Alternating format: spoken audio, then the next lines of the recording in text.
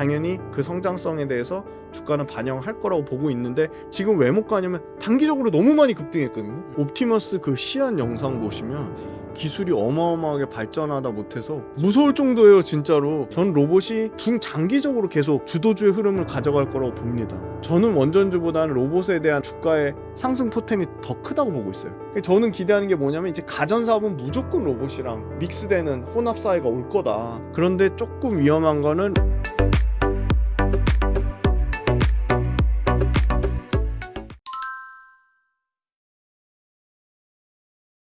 대표님, 현대로템이나 한화에어로스페이스 같은 K방산 주식이 뜨거운데요.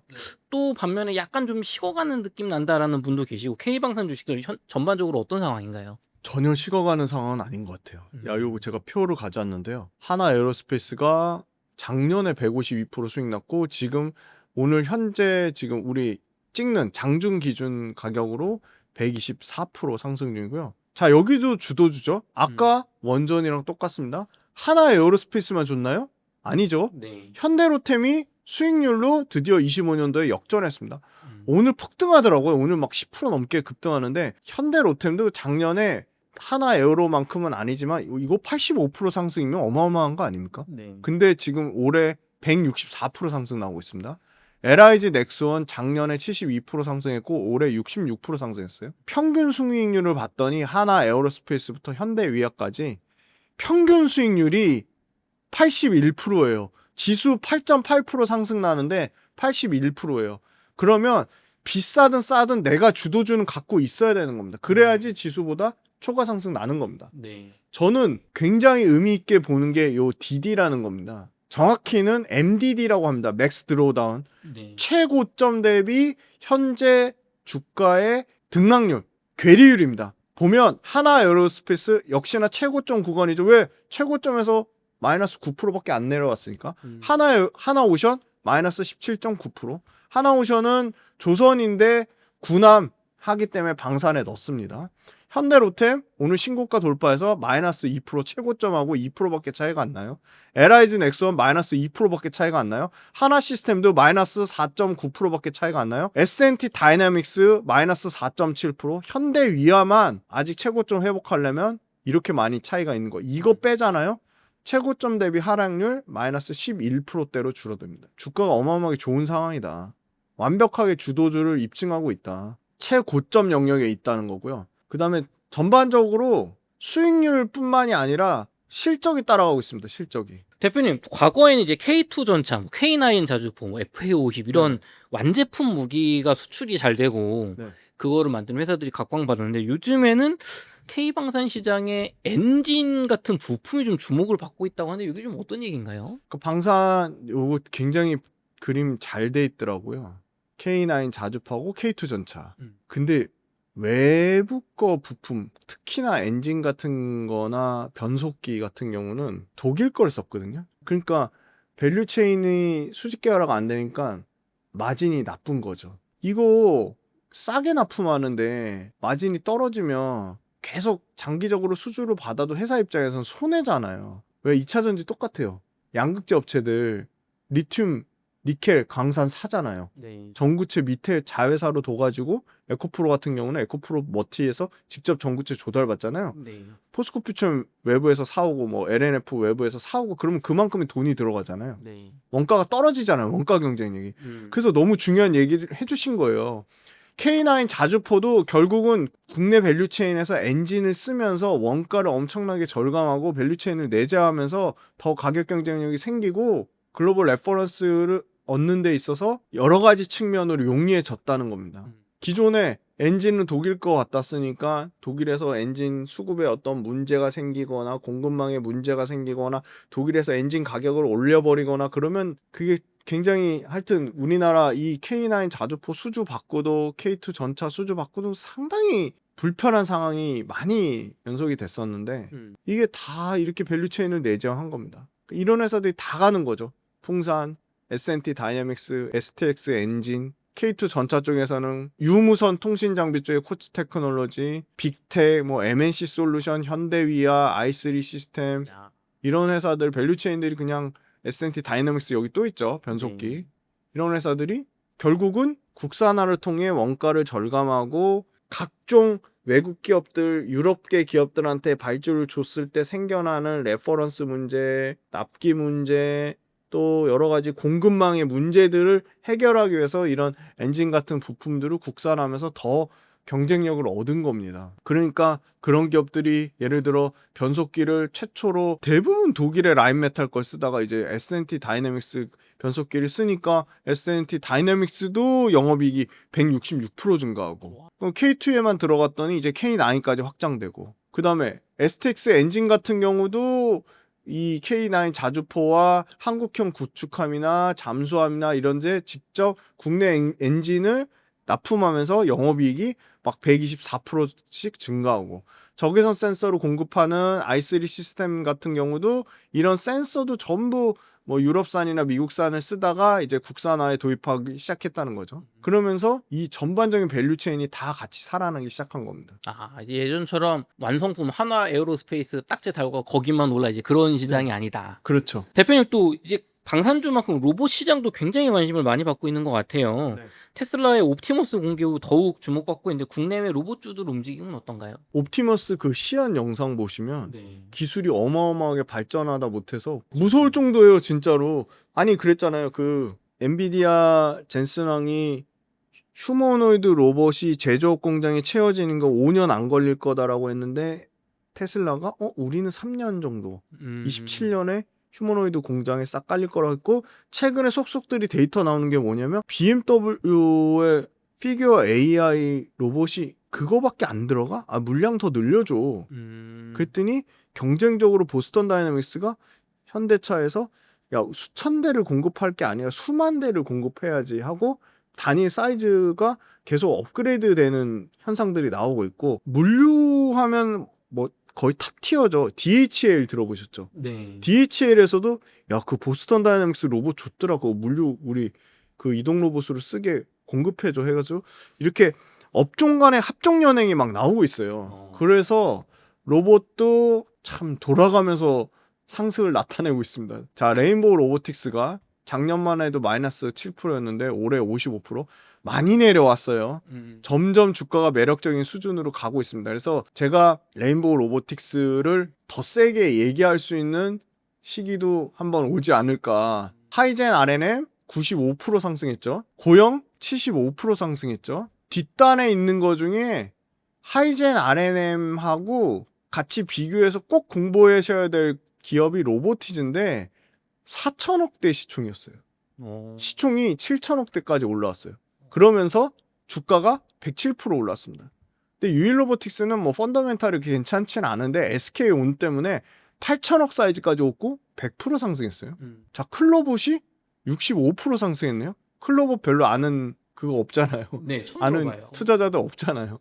유진로봇도 잘 모르시죠? 네. 45% 올랐어요. 나우로보틱스 신규 상장주예요. 상장 첫날 대비 80% 올랐어요. 요 밑단에 T로보틱스도 30% 올랐어요. 로봇주들이 평균 22% 올랐어요. 지수 아까 8% 올랐죠. 코스피 지수. 네. 초과 상승이죠. 네. 돌아가면서 상승 나오고 있죠. 주도주라고 할 수 있나요? 주도주죠. 주도주인데 약간 밀려요. 왜냐? 방산이나 원전은 최고점 대비 하락률이 20% 언더죠. 네. 그러니까 주도주 단에서는 제일 밀리는 게 로봇이에요, 현재로서. 왜냐면 최고점 대비 하락률이 50%예요. 그런데 보시면 하이젠 RNM 30%대고요. 레인보우도 30%대고요. 로보티즈는 12%대요.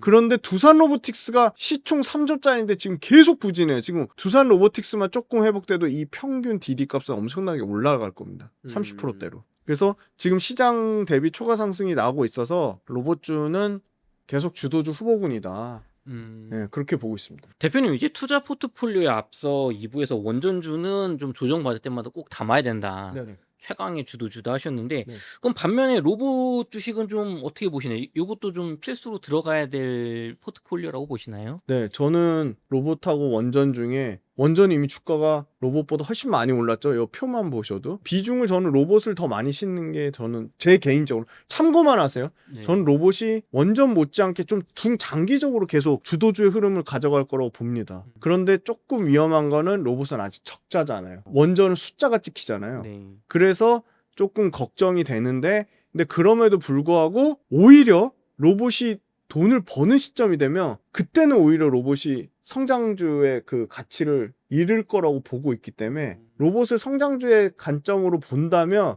오히려 지금 적자에서 흑자로 막 전환하는 시기에는 로봇에 대한 어떤 글로벌 정부 정책적인 모멘텀이나 대기업들이 돈이 들어가는 돈의 흐름에 대한 모멘텀이 꺾이지 않으면 저는 원전주보다는 로봇에 대한 주가의 상승 포텐이 더 크다고 보고 있어요. 그래서 비중을 보면 예를 들어 원전을 20% 담는다고 하면 로봇은 최소 30% 담는 게 맞다고 보고 있어요. 그리고 AI뿐만이 아니라 모든 제조업에 또는 모든 서비스 산업에 로봇이 들어갈 거기 때문에 원전보다 더 큰 시장일 수 있어요. 포텐 자체는.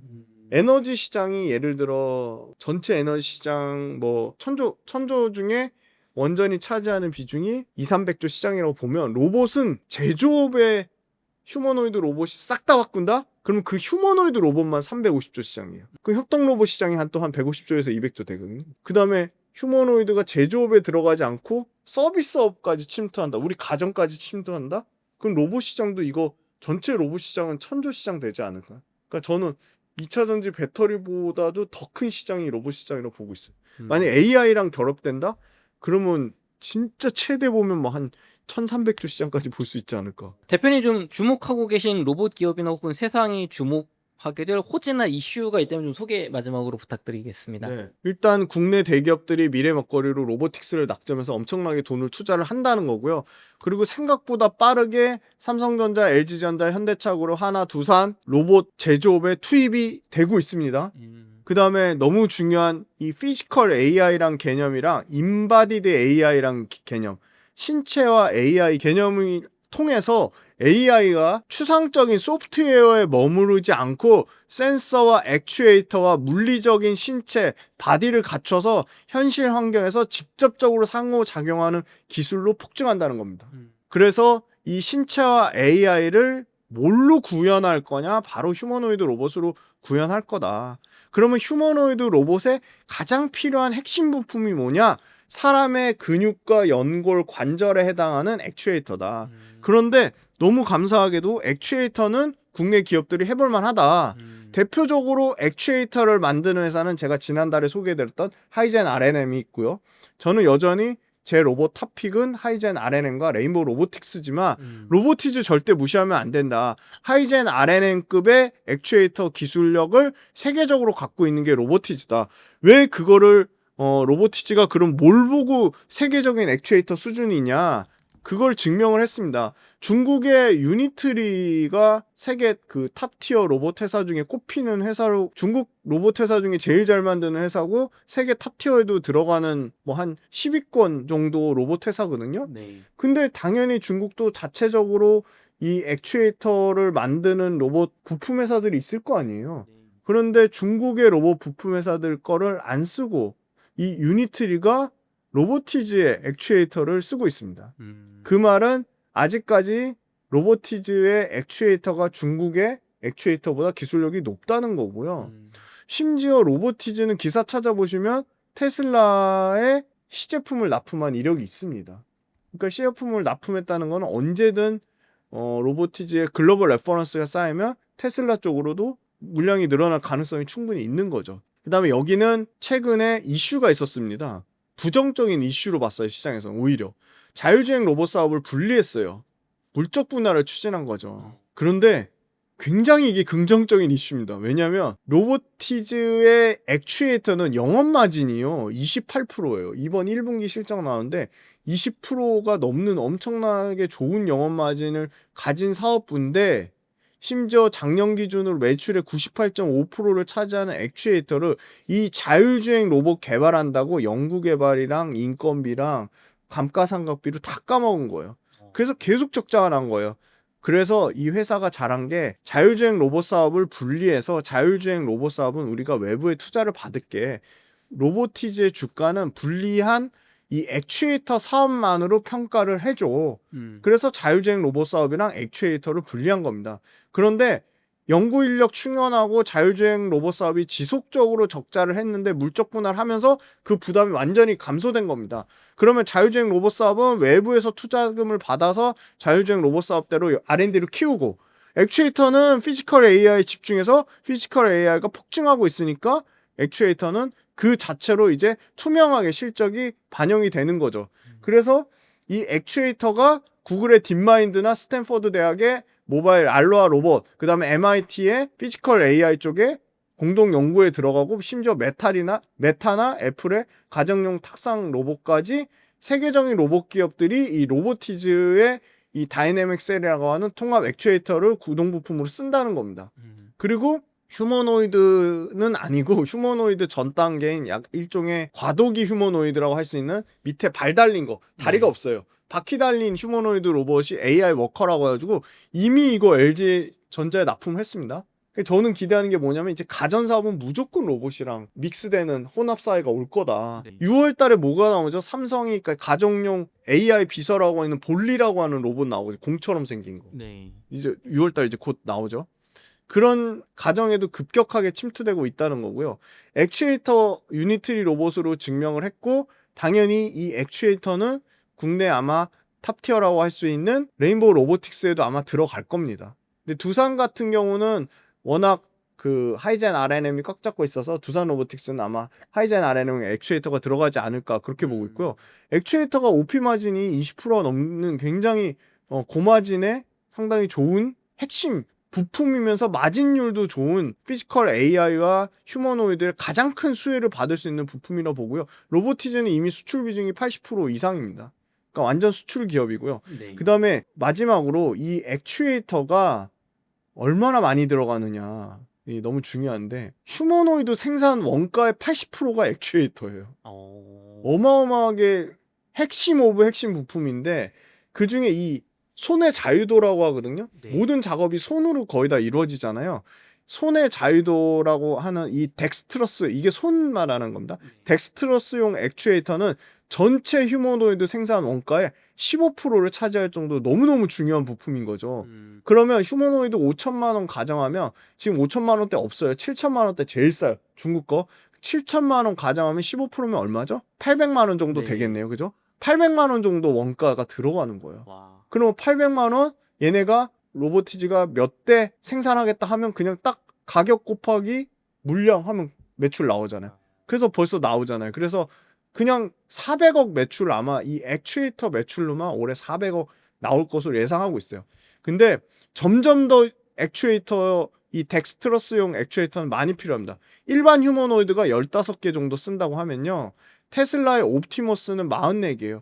그럼 결국은 다 테슬라의 옵티머스 쪽으로 다른 중국 로봇이든 유럽 로봇이든 지금 탑티어 테슬라 동급인 피규어 AI도 결국은 이 40개 이상의 이 액추에이터로 갈 것 같아요. 그럼 액추에이터가 엄청나게 많이 필요하다는 겁니다. 근데 액추에이터는 손만 필요한 게 아니죠. 골반, 무릎, 이쪽에는 더 손만큼 더 정밀도를 필요로 하는 더 높은 기술 난이도의 그 액추에이터가 필요하니까 그 액추에이터를 로보티즈가 기술 경쟁력을 바탕으로 휴머노이드 상용화에 가장 큰 낙수 효과를 볼 것이라고 보고 있습니다. 그런데 액추에이터는 이 로보티즈만 하는 게 아니고 제가 좋아하는 하이젠 RNM도 같이 하니까 그 두 개 회사를 계속 경쟁해보서 비교하면 좋을 것 같고요. 하이젠 RNM 짧게 업데이트해드리면, 하이젠 RNM은 어디를 노리고 있냐면 지금 현대차에 들어가는 보스턴 다이내믹스를 노리고 있다. 그래서 보스턴 다이내믹스에 납품하는 순간 보스턴 다이내믹스가 이미 피규어 AI급이기 때문에 피규어 AI 같은 회사들 액추에이터 내재화 안 돼 있거든요. 네. 그냥 로봇만 개발하는 회사거든요. 그러면 로보티즈가 됐든 현대차에 납품하는 보스턴 다이내믹스에 납품 이력이 있어? 그 액추에이터 가져야 봐. 그래서 글로벌 로봇 회사로 확장 이력이 갖고 있기 때문에 우리나라 그 레인보우 로보틱스 휴머노이드 개발해봤자 27년이라며. 근데 그 전에 이 액추에이터 부품 회사들은 이미 글로벌 휴머노이드 로봇 회사로 그냥 빵빵빵빵 물량이 터질 것으로 보고 있습니다. 그래서 아마 로보티즈랑 하이젠 RNM이 시가총액이 얼마까지 커질지 좀 비교해보면 재밌지 않을까. 그런데 그 두 개 회사가 가려면 레인보우 로보틱스가 좀 주가가 좀 회복이 돼야 됩니다. 왜냐하면 대장이기 때문에. 근데 레인보우 로보틱스도 아주 짧게 업데이트해드리면 작년에 삼성전자 연구개발로 매출이 발생했어요. 네. 14억 5천이거든요. 그냥 테스트 해본 거예요. 연구개발로 한번 레인보우 로보틱스 로봇 갖다 써볼 거 한 거예요. 1%도 안 되겠죠. 0.0000 뭐 1%일 거예요. 근데 14억 5천은 매출이 발생했다는 거는 상상을 해보는 거죠. 삼성전자, 삼성 바이오로직스, 삼성물산, 삼성전기, 삼성의 엄청나게 많은 제조업 현장에 14억 5천이 아니라 뭐 140억, 뭐 300억, 500억 이렇게 쭉쭉쭉쭉 삼성전자 제조업체 현장에 레인보우 로보틱스의 로봇이 들어가지 않을까, 좀 그렇게 보고 있습니다. 그러면 그거에 따라서 당연히 그 성장성에 대해서 주가는 반영할 거라고 보고 있는데, 지금 왜 못 가냐면 단기적으로 너무 많이 급등했거든요. 레인보우 로보틱스도 뭐 시총이 이미 5조까지 사이즈가 컸으니까 레인보우 로보틱스 말고 아까 시총 작은 거 왜 이게 가볍게 움직였을까? 시총 4천억짜리니까 2배 올리는데 4천억밖에 필요하지 않잖아요. 그쵸. 근데 이 보세요. 레인보우 로보틱스 5조짜리 2배 올리면 5조가 필요해요. 그러니까 당연히 적게 올라갈 수밖에 없는 겁니다. 그런데 저는 전반적으로 로봇 사이클이 이제 성장의 초입 국면에 있다고 보고 있기 때문에 그 부분이 언젠진 몰라요. 근데 분명히 주가는 반영될 거로 보고, 더 재밌게 빠르게 움직이는 거는 로보티즈나 하이젠 RNM이 더 빠르게 움직일 거다, 그렇게 보고 있습니다.